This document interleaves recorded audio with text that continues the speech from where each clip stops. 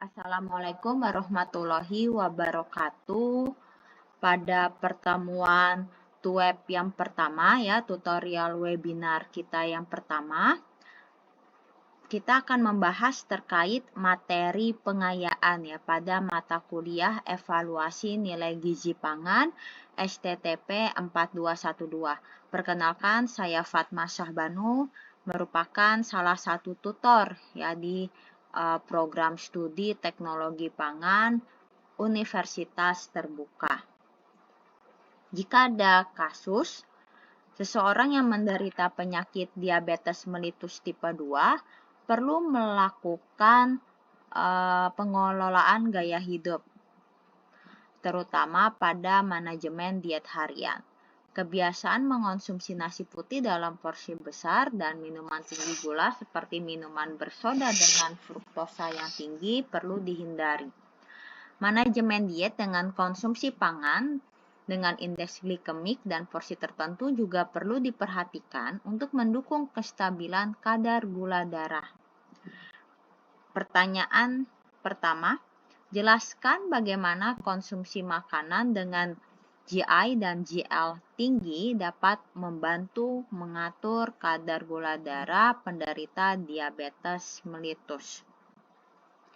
Baik ya teman-teman, jadi penderita diabetes mellitus ini mengalami gangguan utama pada mekanisme kerja insulin, yaitu hormon yang berperan dalam membantu glukosa untuk masuk ke dalam sel sehingga dapat digunakan sebagai sumber energi. Pada kondisi resistensi insulin, sel-sel tubuh seperti otot, hati, dan jaringan lemak ini tidak merespon insulin secara optimal. Akibatnya, meskipun insulin tersedia dalam jumlah yang cukup atau bahkan berlebih, maka si glukosa ini akan tetap dia berada di dalam aliran darah. Dan kondisi ini menyebabkan kadar glukosa darah meningkat terutama setelah makan. Peningkatan glukosa darah yang berulang dan tidak terkontrol ini dapat menimbulkan komplikasi jangka panjang. Contohnya dapat merusak pembuluh darah, terjadinya gangguan saraf, serta masalah pada ginjal dan mata. Nah, ini kita harus melakukan pendekatan yang penting ya untuk para penderita diabetes, yaitu dengan melakukan pengaturan pola makan yang tepat. Jadi, kalau kita dalam kondisi normal ya teman-teman, setelah makan, nantinya karbohidrat akan dipecah di saluran pencernaan, terutama di lambung dan usus halus, sehingga menjadi gula-gula sederhana, yaitu glukosa. Glukosa nantinya diserap ke dalam darah, yang menyebabkan kadar glukosa darah meningkat. Nah, ketika kadar glukosa darah kita meningkat, maka tubuh nantinya akan merespon. Dia akan memanggil hormon insulin. Seperti itu ya, tubuh kita akan merespon dengan cara mengeluarkan hormon insulin dari sel beta pankreas. Sel beta pankreas ini adalah pabrik penghasil hormon insulin. Jadi pada kondisi normal, ketika kita makan, maka akan terjadi peningkatan kadar gula darah karena karbohidrat kan akan dipecah menjadi gula-gula sederhana seperti glukosa. Glukosa diserap ke dalam darah, yang inilah dia dapat menyebabkan peningkatan kadar glukosa darah. Nah, respon tubuh dia akan memanggil hormon insulin yang dihasilkan dari beta pankreas. Lalu hormon insulin ini dia akan memasukkan glukosa darah ke dalam sel. Bagaimana caranya? Di sel-sel kita ada yang namanya reseptor insulin. Reseptor insulin ini akan mengenali si hormon insulin. Kalau kita analogikan seperti pintu sama anak kunci pintunya ya teman-teman. Jadi pintu itu dapat sesuai atau fit dengan anak kuncinya sehingga pintunya terbuka. Begitupun dengan sel, ketika reseptor selnya mengenali hormon insulin, maka pintu sel akan terbuka dan glukosa akan masuk ke dalam sel dan akan digunakan sebagai sumber energi. Namun ini berbeda untuk para penderita diabetes mellitus. Nah, pada para penderita diabetes mellitus ini sel-sel tubuh tidak merespon insulin dengan baik.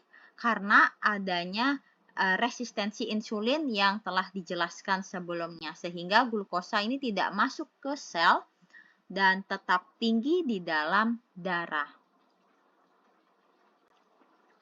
Indeks glikemik ya digunakan sebagai indikator untuk menilai seberapa cepat suatu makanan yang mengandung karbohidrat meningkatkan kadar glukosa darah. Nilai indeks glikemik ini dibandingkan dengan glukosa murni yang memiliki nilai standar 100. Makanan dengan indeks glikemik yang tinggi akan menyebabkan lonjakan glukosa darah yang cepat setelah dikonsumsi. Sebaliknya, makanan dengan indeks glikemik yang rendah akan meningkatkan kadar glukosa darah secara lebih lambat dan bertahap. Nah, ini ya, pada penderita diabetes mellitus, konsumsi makanan dengan indeks glikemik tinggi memiliki implikasi yang cukup serius terhadap pengontrolan glukosa darah. Makanan dengan indeks glikemik tinggi cenderung cepat dicerna dan diserap di saluran pencernaan. Dan proses ini menyebabkan glukosa dari makanan dengan cepat masuk ke dalam aliran darah. Akibatnya terjadi lonjakan glukosa darah setelah makan yang dikenal dengan hiperglikemia postprandial. Ini ya teman-teman contoh makanan yang dia kaya akan indeks glikemik. Yang indeks glikemiknya ini tinggi seperti chips, keripik, biskuit, ada kue, cakes, es krim, kurma, kentang, pangan olahan, semangka, dan roti putih yang udah disosok ya teman-teman. Bagian gandumnya kan ada kulit gandum itu sudah disosok sehingga menghasilkan roti putih atau white bread. Nah, ini pada individu ya dengan resistensi insulin, kondisi ini semakin sulit dikendalikan karena sel tubuh tidak mampu menyerap glukosa secara efisien. Lonjakan glukosa darah ini yang terjadi secara berulang dapat memperburuk kontrol metabolik secara keseluruhan. Selain itu, kondisi ini juga meningkatkan risiko komplikasi kronis seperti penyakit kardiovaskuler. Hal ini penting bagi penderita diabetes ya karena lonjakan glukosa darah yang tajam ini dapat memperburuk kondisi mereka. Makanan dengan indeks glikemik rendah umumnya lebih dianjurkan karena dapat membantu menjaga kestabilan kadar gula darah. Contoh makanan dengan indeks glikemik rendah termasuk biji-bijian utuh, sayur-sayuran, dan beberapa jenis buah. Penggunaan indeks glikemik saja ini tidak selalu cukup untuk menggambarkan dampak nyata suatu makanan terhadap kadar glukosa darah. Nah, di sini nih konsep dari glycemic load atau beban glikemik ini menjadi lebih real, menjadi lebih relevan ya. Nah, GL atau beban glikemik ini merupakan hasil perkalian antara nilai indeks glikemik suatu makanan dengan jumlah karbohidrat dalam satu porsi konsumsi, sehingga glycemic load memberikan gambaran yang lebih nyata, yang lebih lebih realistis tentang respons glukosa darah terhadap makanan yang benar-benar dikonsumsi ya. Jadi memberikan informasi yang lebih realistis tentang efek glukosa darah dari makanan aktual yang dikonsumsi. Contoh, makanan dengan indeks glikemik tinggi tetapi dikonsumsi dalam jumlah kecil mungkin memiliki glycemic load atau beban glikemik yang rendah. Namun sebaliknya, makanan dengan indeks glikemik yang sedang tetapi dikonsumsi dalam porsi yang besar ini dapat menghasilkan beban glikemik yang tinggi. Dan ini menunjukkan bahwa baik kualitas maupun kuantitas karbohidrat perlu kita perhatikan secara bersamaan sehingga metode melalui beban glikemik ini lebih mudah untuk diaplikasikan, lebih mudah untuk diterapkan dalam kehidupan sehari-hari. Oke, integrasi antara beban glikemik dan indeks glikemik ini sangat penting ya teman-teman dalam menyusun pola makan yang tepat, terutama bagi penderita diabetes. Makanan dengan indeks glikemik tinggi dan glycemic load tinggi sebaiknya dihindari karena berpotensi menyebabkan lonjakan glukosa darah yang signifikan. Sebaliknya, makanan dengan indeks glikemik rendah dan glycemic load rendah ini lebih dianjurkan karena memberikan peningkatan glukosa darah yang lebih stabil dan terkendali. Selain itu, kombinasi makanan juga dapat mempengaruhi nilai beban glikemik secara keseluruhan dalam satu kali makan. Misalnya, penambahan serat, protein, dan lemak sehat ini dapat menurunkan respon glikemik. Ya, jadi, oleh karena itu, perencanaan makan tidak hanya berfokus pada satu jenis makanan, tetapi harus beragam. Nah, konsumsi makanan dengan indeks glikemik dan beban glikemik yang tinggi ini akan berkontribusi langsung ya terhadap peningkatan kadar glukosa darah pada penderita diabetes mellitus. Makanan dengan indeks glikemik tinggi mengalami proses pencernaan yang cepat sehingga glukosa dilepaskan ke dalam darah dalam waktu yang singkat. Ketika makanan tersebut juga memiliki kandungan karbohidrat yang tinggi, maka nilai glycemic load meningkat dan memperbesar total glukosa yang masuk ke sirkulasi. Hal ini menyebabkan lonjakan glukosa darah yang signifikan setelah makan atau hiperglikemi postprandial. Dan pada kondisi normal ya, insulin akan membantu menurunkan kadar glukosa darah dengan memfasilitasi masuknya glukosa ke dalam sel. Namun pada penderita diabetes mellitus mekanisme ini tidak berjalan optimal ya, karena adanya gangguan sekresi atau kerja insulin yang mengakibatkan glukosa tetap berada dalam darah dengan konsentrasi tinggi dalam waktu yang lebih lama. Nah, kondisi ini dapat meningkatkan stres metabolik pada tubuh dan memperburuk pengendalian glikemik secara total.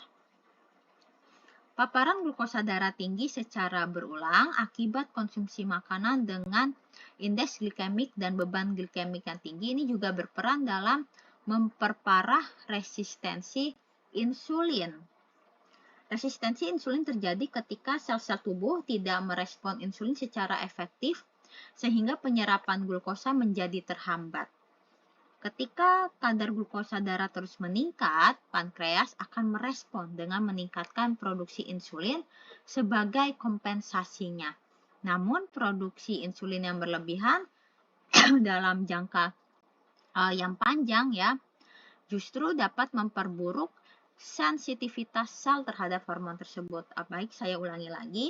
Produksi insulin yang berlebihan dalam jangka panjang akan memperburuk sensitivitas sel terhadap hormon tersebut. Sel menjadi semakin kebal terhadap insulin sehingga dibutuhkan kadar insulin yang lebih tinggi untuk menghasilkan efek yang sama.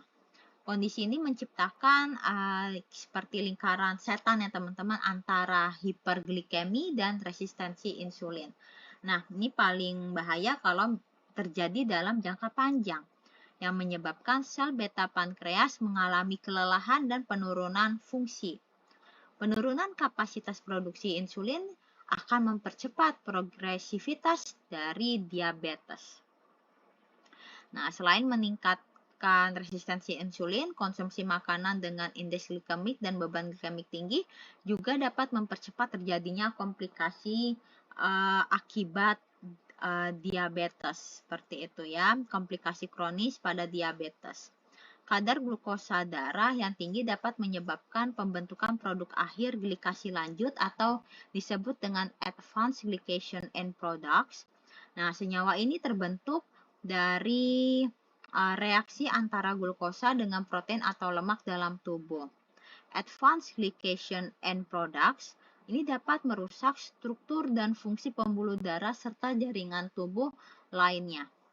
Kerusakan ini akan berdampak pada berbagai organ penting ya seperti mata, ginjal, saraf, dan jantung.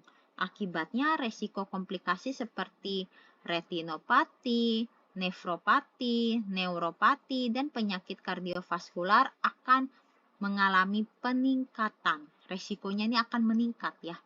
Selain itu, hiperglikemia kronis juga akan memicu terjadinya stres oksidatif dan peradangan sistemik. Nah, kedua proses ini semakin mempercepat terjadinya kerusakan sel dan jaringan.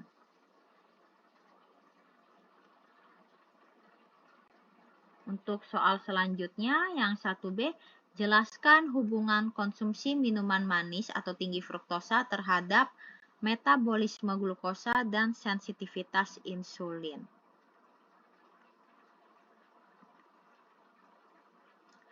Konsumsi minuman manis seperti minuman berkarbonasi yang mengandung high fructose corn syrup memberikan dampak metabolik yang signifikan, terutama karena tingginya kandungan fruktosa. Fruktosa di metabolisme terutama di hati dan tidak memerlukan insulin secara langsung untuk masuk ke dalam sel. Namun, konsumsi fruktosa dalam jumlah berlebihan akan meningkatkan lipogenesis de novo, yaitu pembentukan lemak baru di hati. Proses ini dapat menyebabkan penumpukan lemak di hati yang berujung pada gangguan fungsi metabolik. Akibatnya apa? Hati menjadi kurang responsif terhadap insulin yang dikenal sebagai resistensi insulin hepatik. Selain itu, peningkatan produksi trigliserida juga dapat terjadi dan berkontribusi terhadap dislipidemia. Gangguan ini ternyata tidak hanya berdampak pada hati, tetapi juga mempengaruhi jaringan perifer seperti otot dan jaringan adiposa. Nah, adanya kombinasi efek ini menyebabkan penurunan sensitivitas insulin secara sistemik. Nah, dalam kondisi resistensi insulin yang dipicu oleh konsumsi fruktosa yang berlebih, kemampuan sel untuk mentransport glukosa ke dalam sel akan mengalami gangguan, ya, menjadi terganggu. Nah, ini menyebabkan glukosa tetap berada dalam aliran darah sehingga terjadi hiperglikemia kronis. Nah, sebagai respon terhadap peningkatan kadar glukosa darah, pankreas akan meningkatkan sekresi insulin sehingga terjadi hiperinsulinemia. Meskipun kadar insulin tinggi, namun efektivitasnya tetap rendah karena adanya resistensi insulin. Kondisi ini justru akan menciptakan ketidakseimbangan metabolik yang memperburuk regulasi glukosa darah. Nah, ini ya efeknya kalau misalnya dalam jangka yang panjang. Hiperinsulinemia dapat menyebabkan kelelahan sel beta pankreas. Penurunan fungsi pankreas ini akan semakin memperparah kontrol glikemik dan meningkatkan resiko berkembangnya diabetes mellitus. Selain itu, kombinasi antara hiperglikemia dan dislipidemia juga meningkatkan terjadinya resiko penyakit kardiovaskular. Nah, secara fisiologis, fruktosa memiliki jalur metabolisme yang khas dan berbeda dibandingkan glukosa, terutama karena hampir seluruh pengolahannya berlangsung di hati. Setelah dikonsumsi, fruktosa diserap di usus dan langsung dibawa ke hati melalui vena porta. Di dalam hati, fruktosa disfosforilasi oleh enzim fruktokinase menjadi fruktosa 1-fosfat. Berbeda dengan metabolisme glukosa yang dikontrol ketat, jalur metabolisme fruktosa ini melewati regulasi utama oleh enzim fosfofruktokinase. Akibatnya, metabolisme fruktosa tidak menyesuaikan dengan kebutuhan energi sel. Kondisi ini menyebabkan aliran metabolit terus berjalan meskipun energi sel sudah mencukupi. Fruktosa kemudian dengan cepat dipecah menjadi dihidroksiaseton fosfat dan gliseraldehid.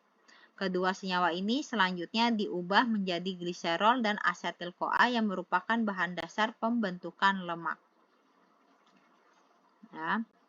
Ini ada juga yang terkait akumulasi asetil-CoA.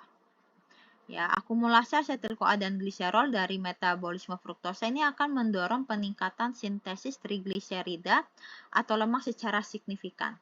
Trigliserida yang terbentuk akan dikemas dalam bentuk VLDL.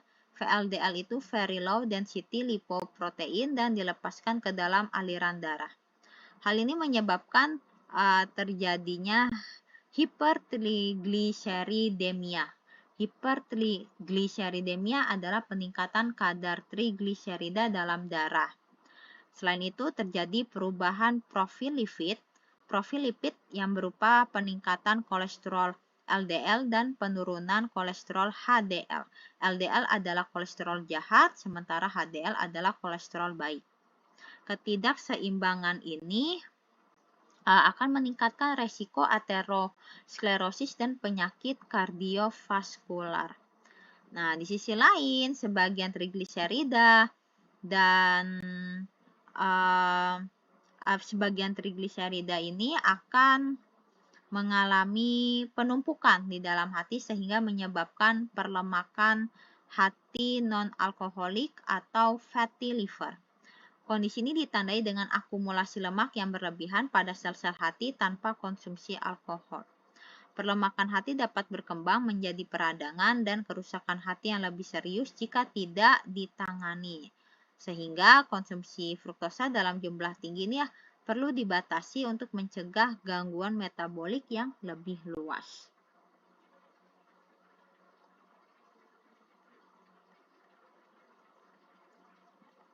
Oke, soal 1C, berikan contoh rekomendasi perubahan pola makan untuk penderita diabetes mellitus berdasarkan nilai indeks glikemik yang tepat.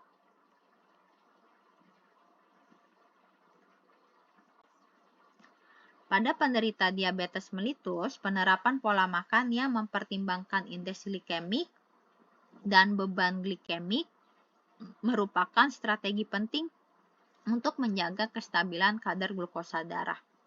Makanan dengan nilai indeks glikemik rendah hingga sedang kurang dari 55 hingga sekitar 69 cenderung dicerna dan diserap lebih lambat.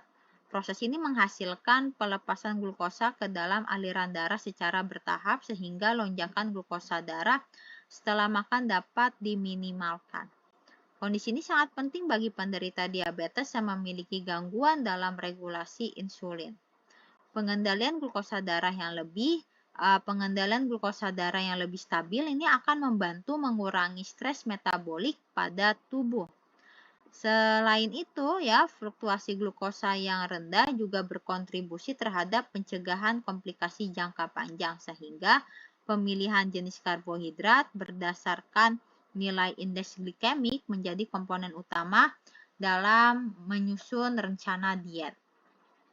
Selain memperhatikan kualitas karbohidrat melalui indeks glikemik, kuantitas karbohidrat yang dikonsumsi juga menentukan nilai beban glikemik dan dampaknya terhadap glukosa darah. Pembatasan porsi karbohidrat sangat penting untuk menjaga agar beban glikemik ini tetap rendah dalam setiap waktu makan. Meskipun suatu makanan memiliki indeks glikemik yang rendah, konsumsi dalam jumlah besar tetap dapat meningkatkan kadar glukosa darah secara signifikan, sehingga pengaturan porsi menjadi faktor utama, menjadi faktor kunci dalam pengendalian glikemik. Kombinasi makanan juga memiliki peran penting ternyata dalam memodulasi respon glukosa darah. Penambahan protein dan serat dalam satu hidangan ini ternyata dapat memperlambat pengosongan lambung dan penyerapan glukosa di usus. Penambahan protein dan serat dalam satu hidangan dapat memperlambat pengosongan lambung dan penyerapan glukosa di usus. Serat dapat membentuk matriks yang menghambat difusi glukosa ke dalam aliran darah. Protein juga membantu meningkatkan rasa kenyang sehingga mencegah konsumsi berlebihan.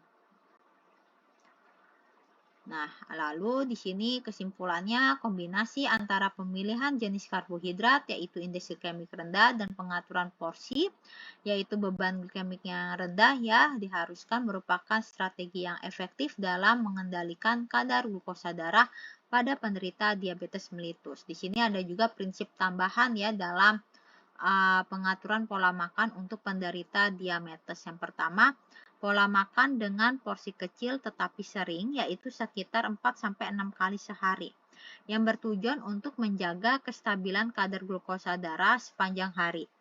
Nah, dengan membagi asupan makanan menjadi beberapa waktu makan, maka lonjakan glukosa darah setelah makan ini dapat dihindari.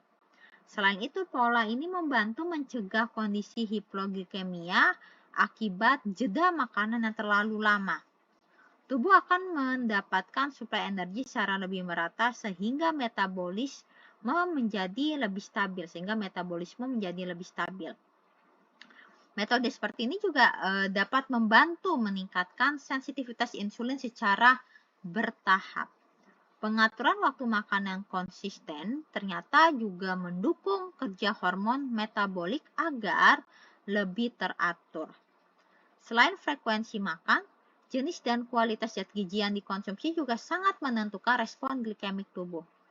Konsumsi serat larut dari buah, sayur, dan serealia ini berperan dalam memperlambat proses pencernaan dan penyerapan karbohidrat di usus. Serat larut ini dapat membentuk gel yang memperlambat hidrolisis karbohidrat menjadi glukosa. Dan ini menyebabkan pelepasan glukosa ke dalam darah berlangsung lebih lambat dan stabil. Nah, di sisi lain, konsumsi karbohidrat sederhana seperti gula tambahan juga wajib dibatasi karena cepat meningkatkan kadar glukosa darah. Minuman tinggi sukrosa dan fruktosa juga sebaiknya dihindari ya, karena dapat memperburuk resistensi insulin. Kombinasi pola makan rendah, konsumsi pola makan rendah gula sederhana dan tinggi serat ini terbukti lebih efektif dalam mengontrol glukosa darah. Penerapan prinsip ini secara rutin membantu menurunkan resiko komplikasi metabolik. Untuk kasus yang kedua, seorang pasien mengalami hiperkolesterolemia dengan kadar kolesterol total mencapai 260 mg per desiliter dan kolesterol LDL sebesar 180 mg per desiliter. Ahli gizi menyarankan konsumsi makanan tinggi serat larut seperti oat, apel, dan kacang-kacangan serta tetap memenuhi kebutuhan serat tidak larut dari sayuran dan biji-bijian utuh. Nah, dalam evaluasi lanjutan, kadar kolesterol LDL pasien ini menurun secara signifikan setelah 3 bulan mengonsumsi pola makan tersebut. Selain itu dapat juga dikonfirmasi bahwa banyak asam empedu yang diekskresikan keluar melalui feses. Berdasarkan penjelasan di atas, jelaskan bagaimana sih serat pangan larut dan tidak larut berperan dalam menurunkan kadar kolesterol darah pasien tersebut. Nah, serat pangan larut seperti beta-glukan pada oat, barley, dan gandum utuh, pektin pada apel, jeruk, stroberi, dan gam pada kacang hitam, kacang polong, dan kacang almond ini memiliki karakteristik fisikokimia yang unik karena kemampuannya menyerap air dan membentuk struktur gel di dalam saluran pencernaan. Ketika dikonsumsi, serat ini akan mengalami hidrasi di usus halus dan membentuk gel yang viskos di dalam lumen usus. Gel tersebut dapat meningkatkan viskositas isi usus sehingga memperlambat pergerakan dan pencampuran enzim pencernaan dengan substrat makanan. Akibatnya apa? Proses hidrolisis karbohidrat menjadi glukosa akan berlangsung lebih lambat dibandingkan tanpa adanya serat. Selain itu, difusi glukosa menuju permukaan epitel usus juga terhambat oleh matriks gel tersebut. Dan ini menyebabkan penyerapan glukosa ke dalam aliran darah menjadi lebih terkontrol sehingga lonjakan kadar glukosa darah setelah makan dapat ditekan secara signifikan. Mekanisme ini akan menjadi mekanisme yang sangat bermanfaat dalam menjaga stabilitas glikemik, terutama pada penderita diabetes mellitus. Nah, selain dapat memengaruhi glukosa, pembentukan gel viskos oleh serat larut juga berdampak pada penyerapan lipid di usus. Gel yang terbentuk dapat mengikat asam empedu dan lemak sehingga menghambat emulsifikasi dan absorpsi lipid. Proses ini menyebabkan sebagian lemak tidak terserap dan dikeluarkan melalui feses. Akibatnya, kadar lipid dalam darah termasuk kolesterol ini dapat mengalami penurunan. Nah, kita bisa lihat efek ini berkontribusi ya terhadap perbaikan profil lipid dan penurunan resiko penyakit kardiovaskular. Selain itu, keterlambatan pengosongan lambung akibat si gel ya. Selain itu, keterlambatan pengosongan lambung akibat gel yang bersifat kental atau gel yang bersifat viskos dari serat larut juga memberikan efek kenyang yang lebih lama. Keterlambatan pengosongan lambung akibat gel vikos dari serat larut juga memberikan efek kenyang yang lebih lama. Dan ini membantu mengontrol asupan makanan secara total. Nah, jadi adanya kombinasi efek pada glukosa dan lipid, maka serat larut berperan penting ya dalam regulasi metabolisme. Selanjutnya yang kedua, pengikatan asam empedu ya. Jadi pada mekanisme ini serat pangan larut yang berperan melalui kemampuannya membentuk gel yang viskos di dalam usus ternyata juga dapat berinteraksi dengan komponen lain termasuk asam empedu. Asam empedu ini merupakan senyawa yang disintesis di hati dari kolesterol dan berfungsi untuk mengemulsikan lemak agar mudah dicerna dan diserap.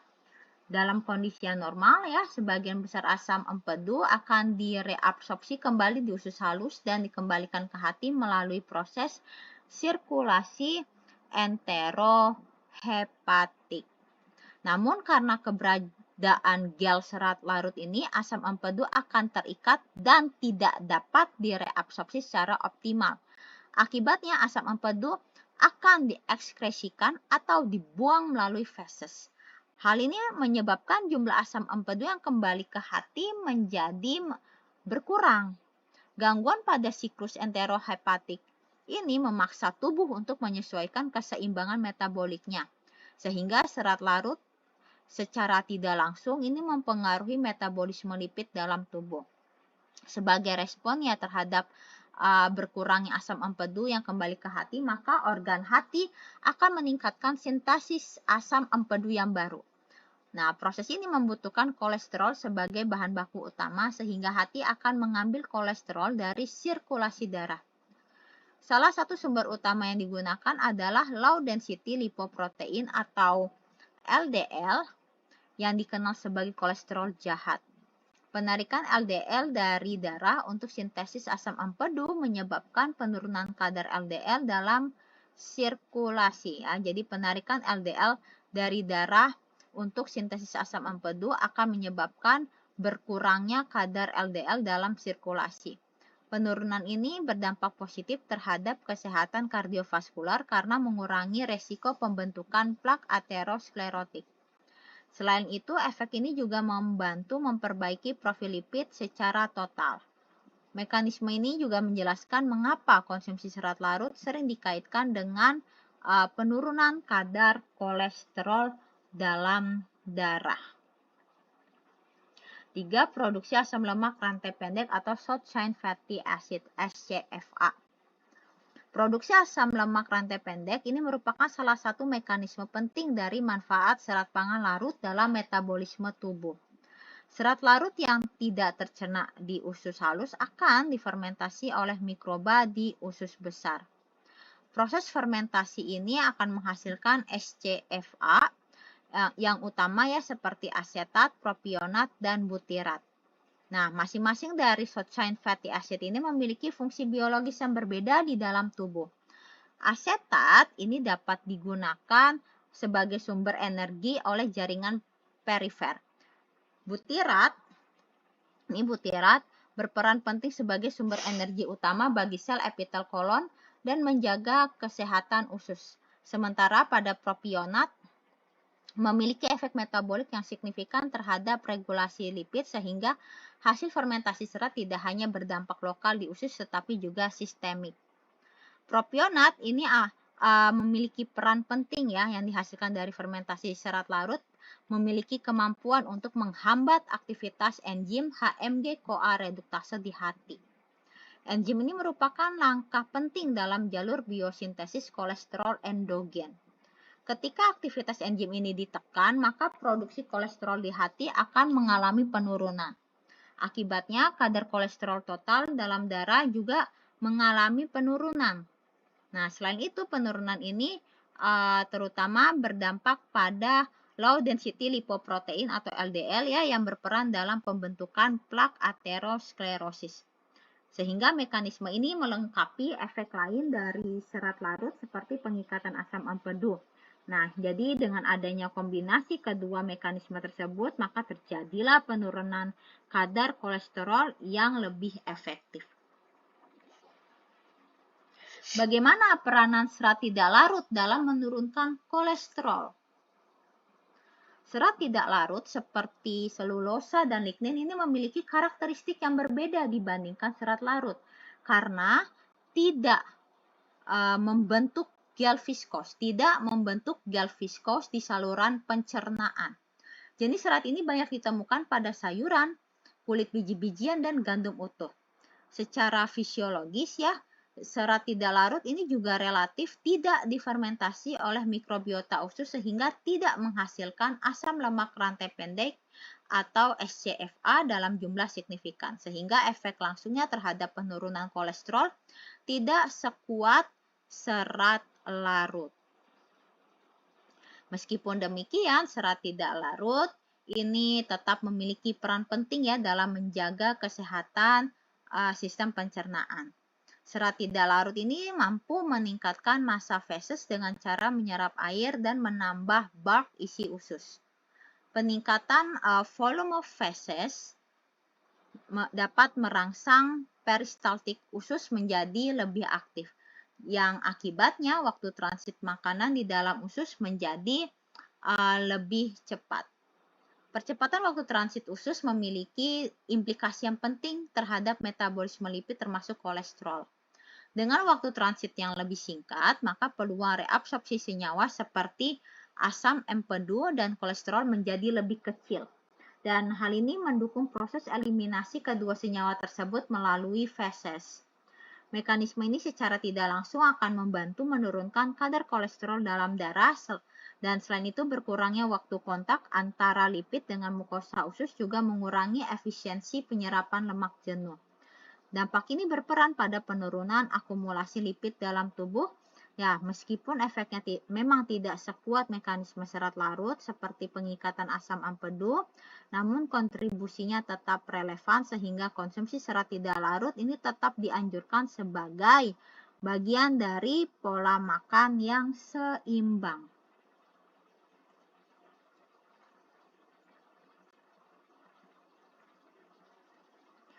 Pertanyaan yang kedua, 2B ya, hubungkan antara penurunan kolesterol dengan metabolisme asam empedu dengan penurunan kolesterol oleh serat. Sebenarnya ini sudah dijelaskan ya di soal 2A. Nah ini asam empedu merupakan produk turunan kolesterol yang disintesis di hati dan memiliki peran penting dalam proses pencernaan lemak atau metabolisme lemak. Setelah diproduksi, asam empedu ini disimpan sementara di kantong empedu dan akan disekresikan ke usus halus saat makanan berlemak ini masuk. Jadi setelah diproduksi, asam empedu disimpan sementara di kantong empedu dan akan disekresikan ya, si asam empedu ini akan disekresikan ke usus halus saat makanan berlemak masuk seperti itu. Di dalam usus, asam empedu ini akan membantu proses emulsifikasi lemak sehingga enzim lipase dapat bekerja lebih efektif. Setelah menjalankan fungsinya, sekitar 95% asam empedu ini akan diserap kembali di ileum. Proses ini dikenal sebagai sirkulasi enterohepatik, yaitu siklus daur ulang asam empedu antara usus dan hati. Melalui mekanisme ini, tubuh dapat menghemat penggunaan kolesterol untuk sintesis asam empedu baru. Sisa kecil asam empedu ya, sisa-sisaan ya dari asam empedu yang tidak diserap akan dikeluarkan melalui feses. Keseimbangan antara reabsorpsi dan ekskresi ini sangat penting ya dalam menjaga homeostasis kolesterol. Ketika serat larut seperti pektin, beta-glukan, gam, dan psyllium ini dikonsumsi, mekanisme ini mengalami perubahan yang signifikan. Serat larut membentuk gel viskos di lumen usus yang mampu mengikat asam empedu. Ikatan ini menghambat reabsorpsi asam empedu ileum sehingga lebih banyak asam empedu ini terbuang melalui feses. Akibatnya jumlah asam empedu yang kembali ke hati menjadi berkurang. Dan untuk mempertahankan fungsi pencernaan lemak, maka hati harus mensintesis asam empedu yang baru. Ya, seperti itu ya teman-teman. Jadi untuk memenuhi kebutuhannya, karena tadi kan si asam empedu ini dibuang ya melalui feses, maka jumlah asam empedu ini yang kembali ke hati menjadi berkurang, dan untuk mempertahankan fungsi pencernaan lemak atau metabolisme lemak, maka mau tidak mau si hati ini harus mensintesis asam empedu yang baru. Proses ini membutuhkan kolesterol sebagai bahan baku utama sehingga hati akan mengambil kolesterol dari darah. Nah, sumber utama kolesterol tersebut adalah low density lipoprotein atau LDL. Jadi, penggunaan LDL secara terus-menerus untuk sintesis asam empedu akan menurunkan kadar kolesterol total dan LDL dalam sirkulasi sehingga konsumsi serat larut berperan penting dalam memperbaiki profil lipid dan menurunkan risiko penyakit kardiovaskular. Baik, kita lanjut ke kasus nomor 3. Penyakit jantung koroner ini merupakan salah satu jenis sindrom metabolik ya. Salah satu jenis sindrom metabolik oleh peningkatan kadar trigliserida dan kolesterol darah yang disebabkan oleh peningkatan kadar trigliserida dan kolesterol darah. Parameter yang umumnya dievaluasi untuk mengetahui resiko penyakit jantung koroner adalah pemeriksaan laboratorium dengan parameter evaluasi nilai gizi pangan berupa kadar LDL, HDL, dan trigliserida. Meningkatnya resiko penyakit PJK dapat disebabkan oleh konsumsi makanan tinggi lemak jenuh setiap hari, termasuk daging merah, santan, dan produk gorengan. Nah, berdasarkan penjelasan ini, jelaskan A. Bagaimana konsumsi pangan dengan lemak jenuh dalam jumlah yang tinggi dalam jangka waktu yang lama ini dapat berkontribusi terhadap peningkatan resiko penyakit jantung koroner. Ya, teman-teman. Konsumsi makanan tinggi lemak jenuh secara terus-menerus seperti santan, daging merah, dan makanan yang digoreng ini memiliki dampak signifikan terhadap profil lipid darah dan resiko penyakit jantung koroner. Lemak jenuh diketahui dapat meningkatkan produksi low density lipoprotein atau LDL oleh hati melalui regulasi metabolisme lipid. Peningkatan LDL ini terjadi karena berkurangnya ekspresi reseptor LDL di hati, sehingga pembersihan LDL dari darah menjadi tidak optimal. Akibatnya, kadar LDL dalam sirkulasi meningkat dan berpotensi menimbulkan efek aterogenik.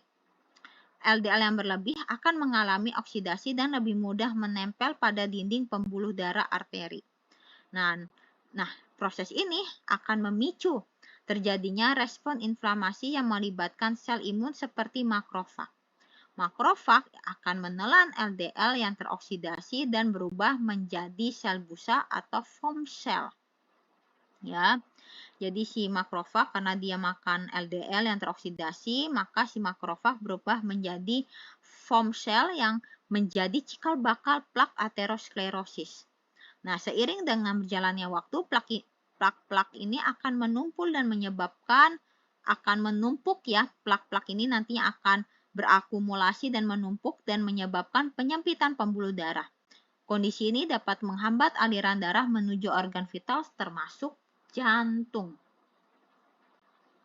Selain dapat meningkatkan kadar LDL, konsumsi lemak jenuh ini juga berdampak pada penurunan kadar HDL atau high density lipoprotein yang memiliki fungsi protektif terhadap sistem kardiovaskular.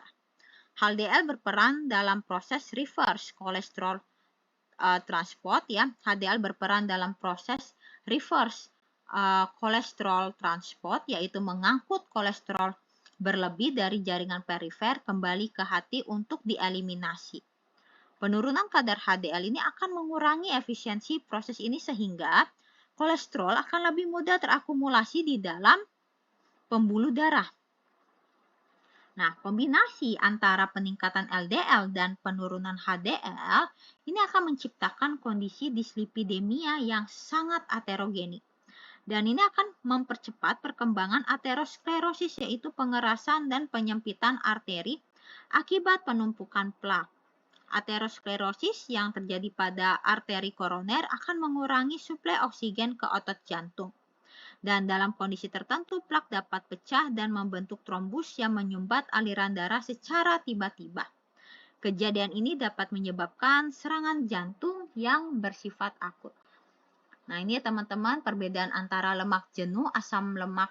Lemak jenuh itu yaitu lemak yang terdiri dari asam lemak yang bersifat jenuh. Kita lihat ini rantainya rantai tunggal semua ya CH-CH-nya. Sementara pada asam lemak yang tidak jenuh ini akan menjadi lemak yang tidak jenuh seperti contohnya minyak ya, oil. Nah, ini kan kita bisa lihat ada ikatan rangkap pada susunan atau struktur di asam lemak tidak jenuh. Untuk lebih jelasnya teman-teman dapat mengklik link tersebut ya untuk membedakan apa sih perbedaan antara asam lemak jenuh dan asam lemak tidak jenuh. Nah, ini ya lanjutannya, konsumsi dari lemak jenuh berlebihan bisa mengganggu kesehatan jantung. Nah, poin selanjutnya, rendahnya kadar HDL atau high density lipoprotein akan berdampak langsung pada terganggunya mekanisme pembersihan kolesterol dalam tubuh. Ini seperti penjelasan sebelumnya ya. HDL berfungsi dalam proses reverse kolesterol transport, yaitu membawa kolesterol berlebih dari jaringan perifer kembali ke hati untuk dieliminasi. Karena kadar HDL menurun, maka efisiensi proses ini ikut berkurang sehingga kolesterol lebih mudah terakumulasi di pembuluh darah. Kondisi ini memperburuk ketidakseimbangan lipid, terutama jika disertai dengan peningkatan low density lipoprotein atau LDL atau kolesterol jahat. Selain itu, pola makan tinggi lemak jenuh yang dikombinasikan dengan asupan karbohidrat sederhana juga dapat meningkatkan kadar trigliserida di dalam darah. Trigliserida yang tinggi ini mencerminkan peningkatan produksi very low density lipoprotein atau VLDL di hati. Kondisi ini dapat memperparah dislipidemia dan meningkatkan resiko pembentukan plak aterosklerotik, sehingga kombinasi rendahnya HDL dan tingginya trigliserida menjadi faktor resiko penting ya dalam gangguan kardiovaskular, di mana perubahan-perubahan ini pasti akan berkontribusi terhadap peningkatan resiko penyakit jantung koroner. Selanjutnya, selain gangguan profil lipid, konsumsi lemak jenuh berlebih juga berdampak pada fungsi pembuluh darah melalui mekanisme inflamasi dan kerusakan endotel. Lemak jenuh dapat memicu respon inflamasi kronis yang merusak lapisan endotel, yaitu lapisan dalam pembuluh darah ya. Lapisan dalam pembuluh darah. Nah, jadi lapisan dalam pembuluh darah yang memang dia berperan dalam menjaga elastisitas dan fungsi vaskular. Ya, jadi lemak jenuh dapat memicu respon inflamasi kronis yang merusak lapisan endotel, yaitu lapisan dalam pembuluh darah yang berperan menjaga elastisitas dan fungsi vaskular. Kerusakan endotel meningkatkan permeabilitas pembuluh darah terhadap partikel LDL, sehingga lebih mudah masuk dan terakumulasi di dinding arteri. Proses ini mempercepat pembentukan plak dalam kondisi aterosklerosis. Dan selain itu, disfungsi endotel ini juga mengganggu produksi nitric oxide yang berfungsi untuk melebarkan pembuluh darah. Jadi, nitric oxide-nya ini mengalami gangguan produksi. Akibatnya, pembuluh darah menjadi lebih kaku dan rentan untuk mengalami penyempitan. Kombinasi antara inflamasi, dislipidemia, dan disfungsi endotel ini dapat mempercepat progresivitas penyakit kardiovaskuler. Kalau misalnya terjadi dalam jangka panjang, maka dapat meningkatkan resiko terjadinya penyumbatan arteri koroner. Pertanyaan selanjutnya, bagaimana prinsip evaluasi untuk mengetahui kandungan lemak yang ada pada pangan yang berbentuk padat dan cair sebagai upaya untuk rekomendasi pangan yang tepat bagi penderita penyakit jantung koroner? Ini merujuk pada metode analisis pangan ya teman-teman. Kalau pada lemak kan umumnya kalau berbentuk padat menggunakan metode Sochletz, kalau yang cair kita bisa menggunakan metode Mojonir.